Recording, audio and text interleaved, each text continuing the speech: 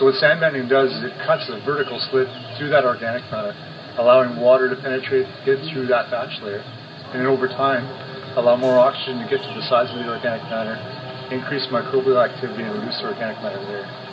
And then you combine that with top dressing over the top, you'll have better winter conditions, and it's a relatively inexpensive fix for a very complicated problem. I'll show you kind of a cross-section or a profile.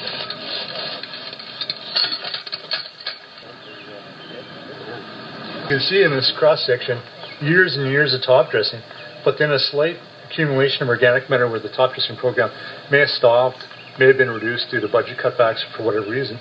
Then a kind of resumption of the top dressing program, but still a little bit of organic matter.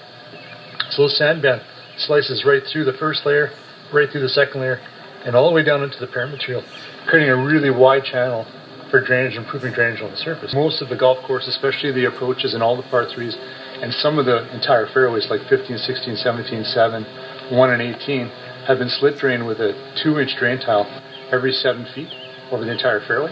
So now this little slit going through will actually bring water in contact with the drainage system below. Again, eliminating the organic matter layer that was forming on the top by slicing through it. And this system replaces aeration, so you now can go without chloration and substituting a sandbanding program. So you can punch through it in one of a number of ways. Lots and lots of aeration, which we can't do a lot of because we're so busy, or periodic sandbanding where you're slicing through it. You now introduce water, which is going to bring oxygen down with it. And once it's oxygenated, that bacteria is going to come alive again. And it's going to start reproducing and breaking that down as a food source. And a byproduct of that is nitrogen, so it's going to release nitrates. I'm going to show you a cross-section of a green, which has had a pretty consistent top dressing program, and you can see how more homogeneous it is. You can see more of a continuous sand right from top to bottom, and it's more homogeneous. There isn't that really pronounced organic layer. And it's giving you that much water holding capacity instead of that tiny little bit of water holding capacity.